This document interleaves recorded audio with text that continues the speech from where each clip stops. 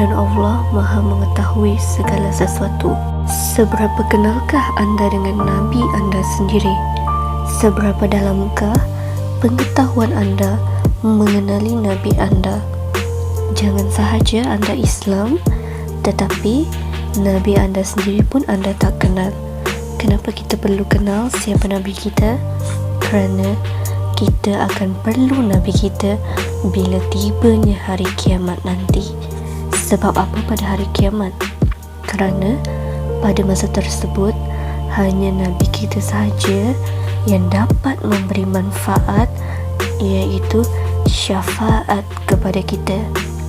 So, dalam entry kali ini kita nak cakap 100% fokus kepada Nabi kita, iaitu Rasulullah SAW ataupun Nabi Muhammad SAW, penutup bagi segala Nabi.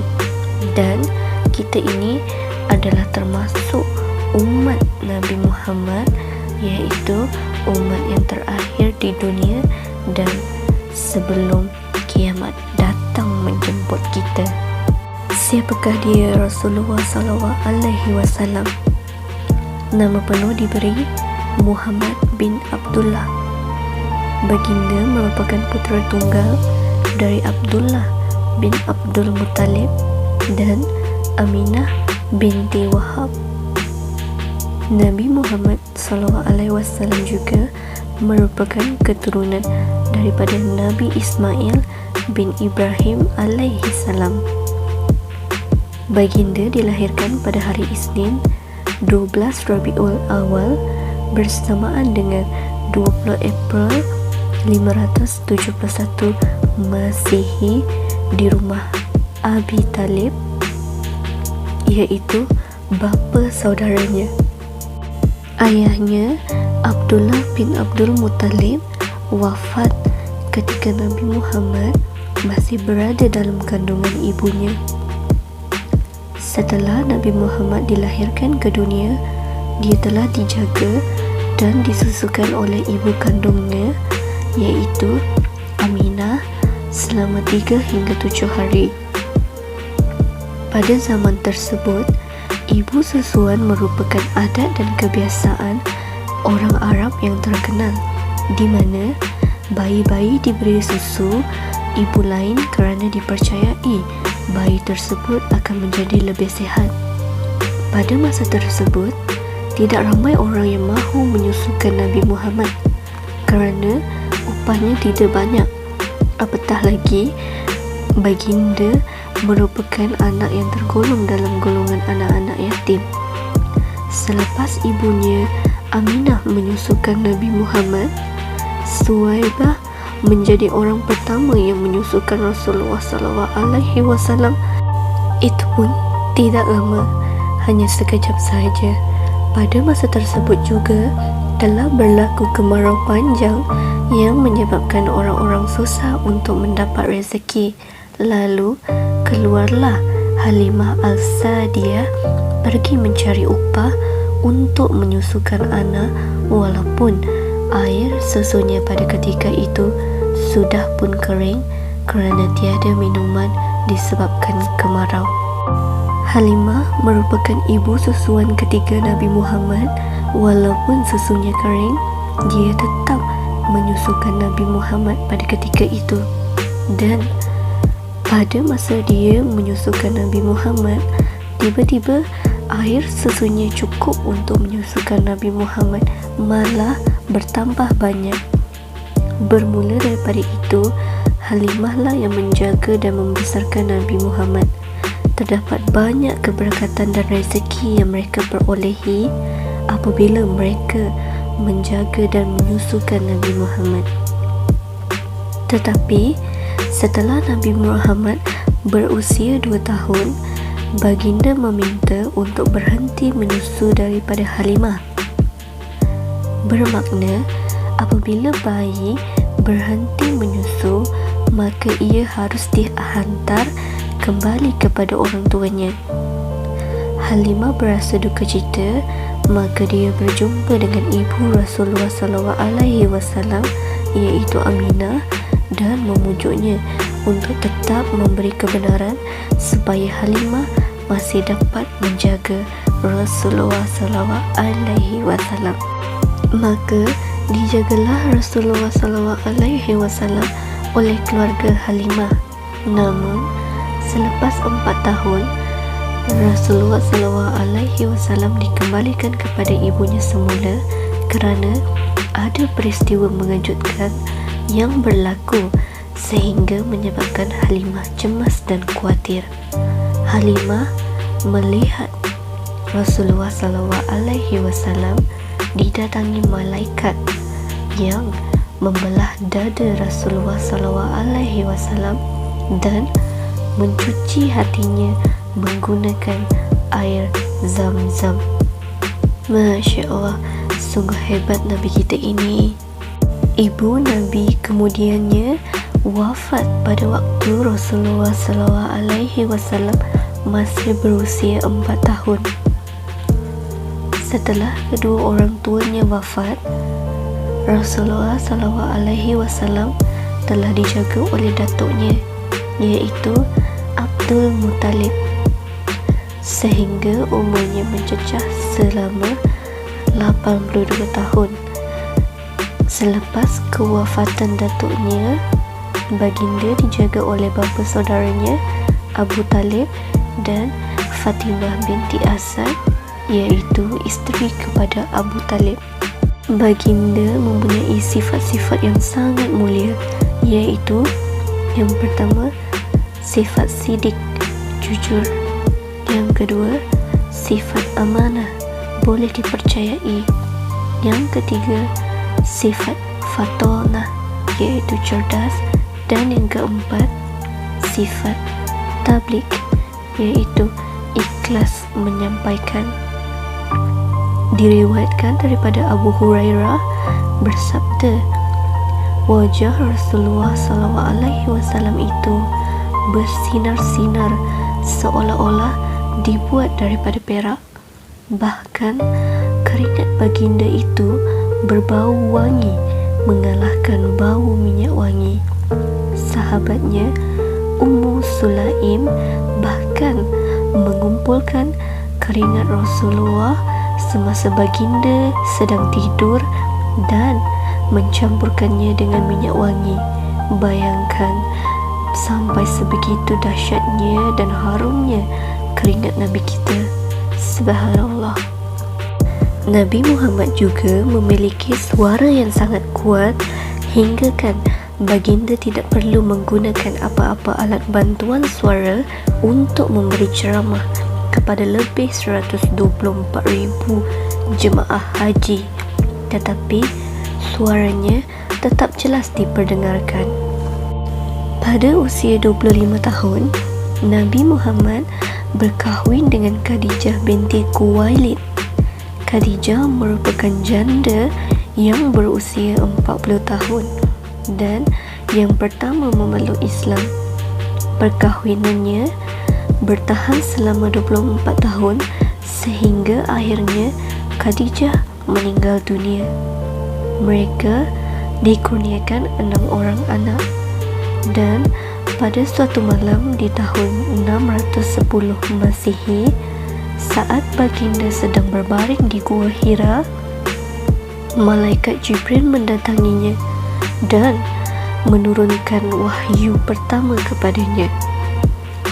Wahyu tersebut merupakan ayat 1 hingga 5 daripada surah Al-Alaq, dan ini menunjukkan bahawa pada saat tersebut perjalanan Nabi Muhammad sebagai seorang Nabi telah pun bermula, dan pada ketika ini Nabi berusia 40 tahun.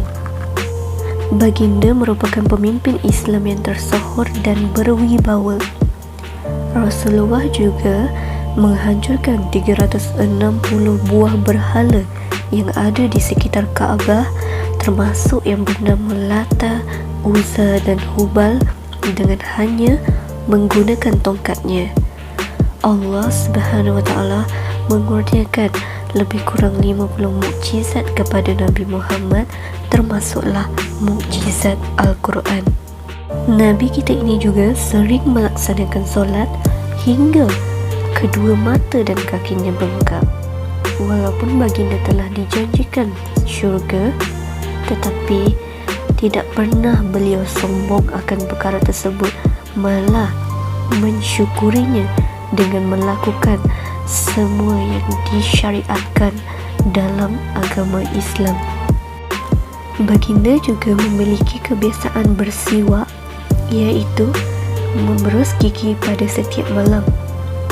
Pada zaman tersebut, berus gigi belum diciptakan seperti berus gigi Colgate, Darlie, Sensodyne yang ada sekarang, tetapi mereka menggunakan akar pokok arak.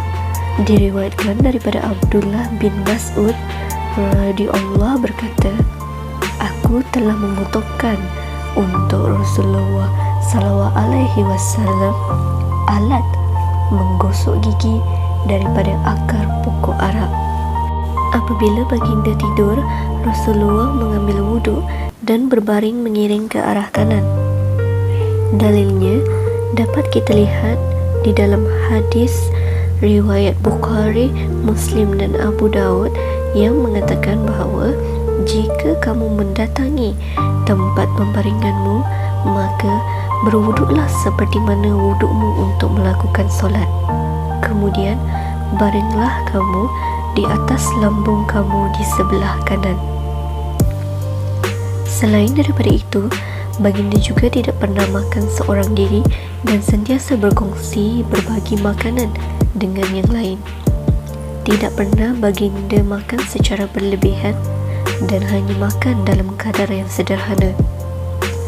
Adapun baginda selaku pemimpin dan ketua, Rasulullah sentiasa berjalan di belakang sahabat-sahabatnya. Betapa tidak bongkak dan tidak angkuhnya Rasulullah akan kuasa yang dimilikinya. Tidak hairan mengapa baginda sentiasa disayangi dan dihormati. Rasulullah juga merupakan seorang yang pemurah dengan senyuman. Baginda bersabda, "Senyummu di depan saudaramu adalah sedekah bagimu." Hadis riwayat Tirmizi. Ianya juga merupakan penawar bagi kemurungan dalam diri seorang manusia. Warna kegemarannya adalah warna hijau dan makanan yang digemarinya adalah madu. Sabda Rasulullah SAW, "Hendaklah kalian menggunakan dua ubat, iaitu madu dan Al-Quran." Hadis riwayat Ibnu Majah. Madu telah dibuktikan mempunyai banyak manfaat dan khasiat yang mampu menyembuhkan penyakit dan menyihatkan tubuh badan manusia. Baik, selepas isteri Nabi Khadijah wafat, Rasulullah berkahwin lagi. Pada ketika ini, baginda telah berkahwin secara poligami. Baginda mempunyai 12 orang isteri. Pada masa tersebut, syariat untuk berkahwin sehingga 4 orang isteri sahaja belum ditentukan. Perkahwinannya ini adalah untuk memberi penghormatan dan memuliakan isteri-isterinya. Kesemua isteri baginda ini digelar sebagai Ummul Mukminin, iaitu ibu-ibu kepada orang yang beriman. Isteri kedua selepas Khadijah merupakan Saudah binti Zam'ah radhiyallahu. Isteri yang ketiga ialah Aisyah binti Abu Bakar radhiyallahu. Beliau berkahwin dengan Rasulullah pada umur 9 tahun dan merupakan satu-satunya gadis yang dikahwini Rasulullah. Selain pintar, beliau juga mempunyai daya ingatan yang sangat kuat. Beliau mampu untuk meriwayatkan lebih 200 hadis daripada Rasulullah, dan perkahwinan mereka ini adalah untuk merapatkan hubungan Rasulullah dengan Sayyidina Abu Bakar. Isteri yang keempat ialah Hafsah binti Umar radhiyallahu. Beliau berumur 21 tahun, iaitu anak kepada Umar Al-Khattab. Mereka berkahwin setelah suaminya mati syahid di medan perang untuk memuliakan Rasulullah. Yang kelima ialah Zainab binti Khuzaimah radhiyallahu. Beliau seorang yang sangat kasih dan sayang akan golongan fakir miskin dan digelar sebagai Ummu al-Masakin. Isteri Nabi yang keenam ialah Ummu Salamah binti Abu Umayyah radhiyallahu yang berumur 34 tahun. Beliau berkahwin dengan Rasulullah bagi memecahkan dan memadamkan kebencian Bani Makhzum terhadap Islam. Yang ketujuh ialah Juwairiyah binti Al-Harith radhiyallahu. Beliau merupakan tawanan perang dari kaum Bani Mustalik. Yang ke-8 ialah Zainab binti Jahsi radhiyallahu yang berusia 35 tahun. Rasulullah berkahwin dengan Zainab adalah kerana ianya perintah langsung daripada Allah. Isteri Nabi yang ke-9 ialah Ummu Habibah Ramlah binti Abu Sufyan radhiyallahu. Perkahwinan mereka adalah untuk memperbaiki hubungan dengan Abu Sufyan. Yang ke-10 ialah Safiyah binti Huyai radhiyallahu berusia 17 tahun dan merupakan tawanan perang. Isteri Nabi yang ke-11 ialah Maimunah binti Al-Harith radhiyallahu berusia 25 tahun dan mereka berkahwin untuk mensyiarkan agama Islam. Dan isteri Nabi yang terakhir ialah Maryah binti Syamun radhiyallahu. Beliau merupakan hadiah daripada Raja Muqawqis untuk Rasulullah dan beliau merupakan satu-satunya isteri yang mempunyai zuriat selepas Khadijah. Pada hari kematian Rasulullah, Malaikat Jibril alaihi salam datang menemui Rasulullah dan berkata, "Malaikat maut ada di pintu, meminta izin untuk menemuimu dan tidak pernah meminta izin kepada seorang pun sebelum daripadamu." Lalu Rasulullah SAW mengizinkan malaikat maut untuk masuk. "Salam ke atas kamu, wahai Rasulullah," kata malaikat maut. "Allah telah mengutuskan aku untuk memberikan pilihan kepadamu. Di antaranya, kekal tinggal di dunia atau bertemu dengan Allah."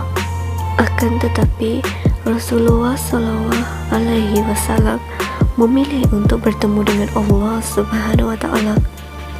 Baginda merasa sakit yang amat sangat pada saat rohnya ditarik, sehingga baginda meminta kepada Allah supaya rasa maut itu ditimpakan kepadanya sahaja dan tidak kepada umatnya.